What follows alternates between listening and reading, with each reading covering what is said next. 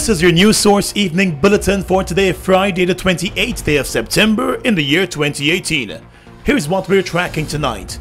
Guyana once again used its address to the United Nations General Assembly today to inform the international community on Venezuela's continuing claim to this country's territory. However, this time world leaders were informed of the matter being moved to the International Court of Justice for a final resolution. Vice President and Minister of Foreign Affairs Carl Greenidge addressed the General Assembly this morning and said the adherence to the principles of the sovereign equality of states, respect for the sovereignty and territorial integrity of states, and the peaceful resolution of disputes are the most effective guarantees of peace. You will no doubt be aware of the controversy that has arisen between Guyana and its neighbor, the Bolivarian Republic of Venezuela, over the latter's contention that the arbitral award of 1899 that settled the boundaries between the two countries is null and void. On the 30th of January 2018, Secretary General Gutierrez, in keeping with his mandate under the 1966 Geneva Agreement, took the decision that the controversy with the Bolivarian Republic of Venezuela should be referred to the International Court of Justice. The decision of the Secretary General is binding on the parties. The Vice President reminded that in March of this year, Guyana filed its application in the court seeking an affirmation of the validity of the 1899 arbitral award and the international boundary that it established. However, Venezuela has thus far refused to participate in the proceedings. Minister Greenidge said Guyana sincerely hopes that Venezuela will change its mind. There is still time for it to do so. Guyana wishes to express its gratitude to the Secretary General for his important contribution to the resolution of this long-standing matter and looks forward to a final judgment by the International Court of Justice. The rule of law must prevail. Guyana has already put its legal team in place to make pleadings to the International Court. Venezuela continues to push for the issue to be sent back to the good offices of the United Nations process. That process was ongoing for several years with no success. More news in a moment.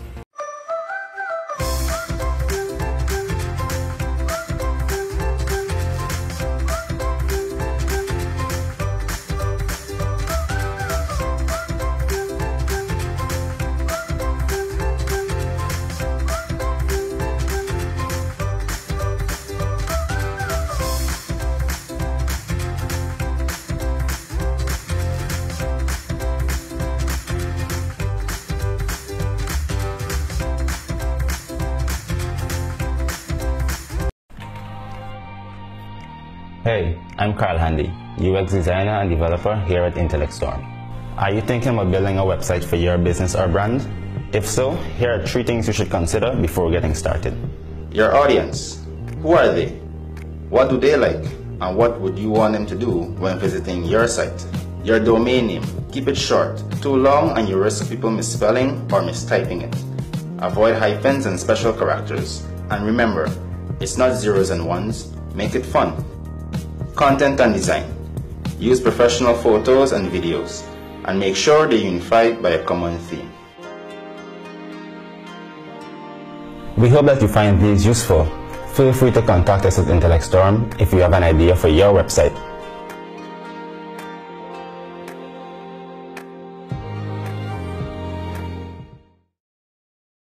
Welcome back.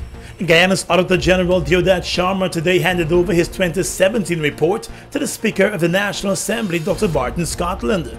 During the handover, Mr. Sharma announced that as Guyana gears up and moves into the oil and gas sector, his department will be building its capacity to take on the emerging sector and the audits that will have to be done.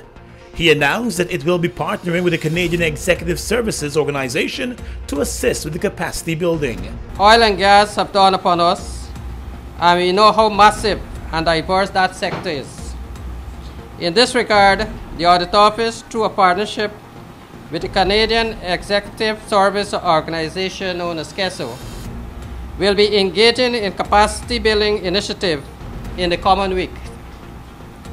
This will be carried out with the assistance of 2 Canadians, namely Mr. Daniel Barch, Senior Executive and Professional Engineer with over 38 years experience in the energy industry. His experience includes founding and leading 2 oil and gas exploration and production companies.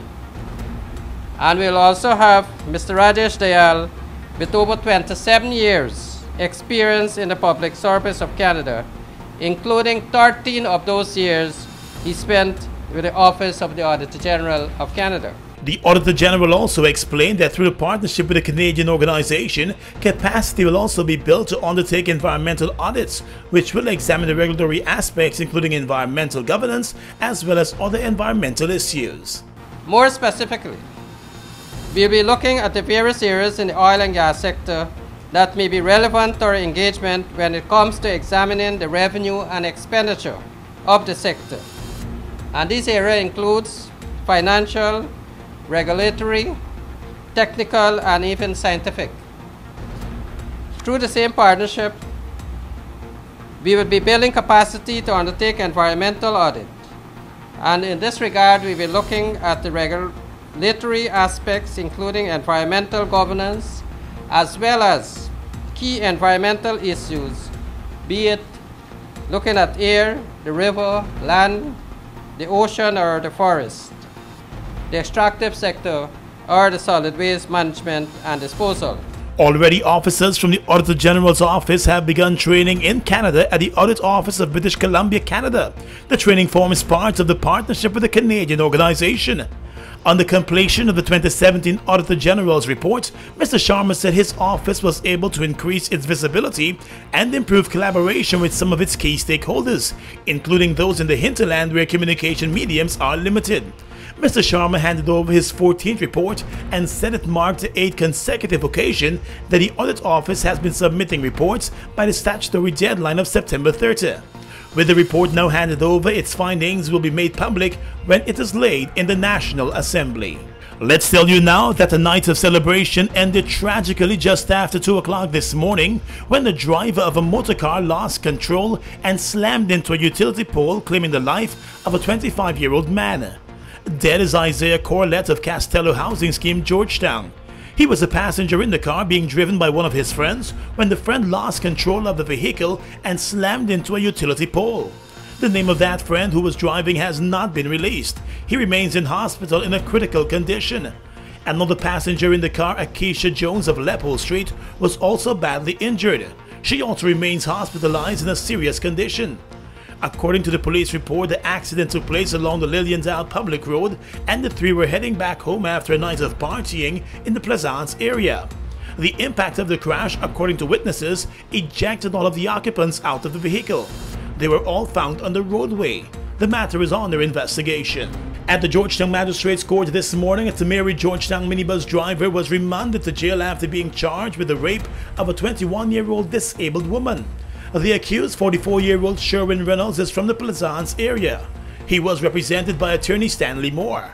The court was told that on the 19th of April 2018, the man allegedly sexually penetrated the woman without her consent.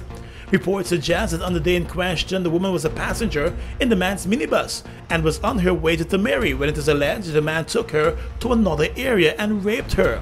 The court was told that the woman reported the incident to her family once she got home. An investigation was launched with the accused being arrested recently. At today's hearing, the man was not required to enter a plea to the indictable charge and did not appear too bothered as he was told that he would be remanded to jail. The matter will come up again on the 10th of October. And finally this evening, 4 months after being set free for one set of drug trafficking charges, a Charlestown man was back in court today to face a new marijuana possession charge. 38-year-old Collin Denny appeared before the chief magistrate this morning and immediately entered a plea of not guilty to the charge of being in possession of more than 5 pounds of marijuana for the purpose of trafficking. The charge sheet read that on the 26th of September at Church Street, Georgetown, Denny was busted by the Customs Anti-Narcotics Unit with the marijuana in a bag. He was allegedly about to make a handover of the illegal item when the bust was made. Condo investigators have indicated that there is video evidence of the bust. In court, the accused would only enter a not guilty plea and had nothing more to say. He was remanded to jail until the 15th of October. Earlier this year, the man escaped a drug trafficking conviction after he was jointly charged with a woman in a 126-pound marijuana bust, but that case was dismissed. In that case, the marijuana was found stashed in 2 gas cylinders. And that's your News Source Evening Bulletin for tonight. Gordon Mosley reporting.